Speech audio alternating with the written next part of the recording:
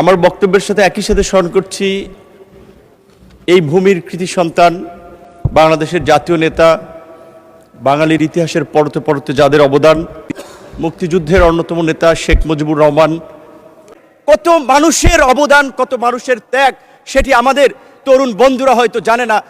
তারা হয়তো মনে করেছে ফুটবলের 90 মিনিটের খেলায় হয়তো চান্সে কেউ 5 মিনিটে গোল দিয়ে দিয়েছে, তারা ভেবেছে আমরাই সেরা খেলোয়াড়, কিন্তু তারা খেলোয়াড় নয়। মাননীয় স্পিকার, এই জুলাইয়ের 12ই জুন 2024 আনুষ্ঠানিকভাবে যুগপৎ আন্দোলনের বৈঠকে বিএনপির গুলশান কার্যালয়ে আজকের বিএনপির মহাসচিব এবং একই সাথে স্থানীয় সরকার মন্ত্রী জনাব মির্জা ফখরুল ইসলাম আলমগীর, অর্থ পরিকল্পনা মন্ত্রী জনাব আমির খসরু মাহমুদ চৌধুরী সহ অন্যান্য আমাদের প্রতিনিধি দলে যারা ছিলেন, তাদের সাথে আলোচনায় বলেছিলাম এই ছাত্র আন্দোলনের স্ফুলিঙ্গ বারুদের মতো জ্বলে উঠবে, এই ছাত্রদের পাশে থাকতে হবে।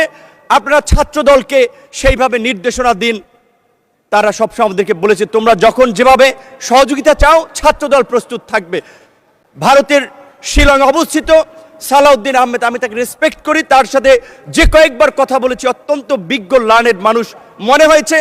রাতে প্রায় তার সাথে কথা হতো 18-10 মিনিট 20 মিনিটের মতো তিনি দেশ, জাতি, তরুণ প্রজন্মের দায়িত্ব নিয়ে কথা বলতেন। ঢাকা বিশ্ববিদ্যালয়, একই বিশ্ববিদ্যালয়, আপনিও একই হলের, সেও সিনিয়র, সেই সুবাদে তার কাছ থেকে পরামর্শ নিতাম। এই জুলাইয়ের মধ্যেও তার সাথে এমনকি এই 8 দফা যেটি আমি লিখে দিয়েছিলাম আমার আন্দোলনকারী বন্ধুদেরকে,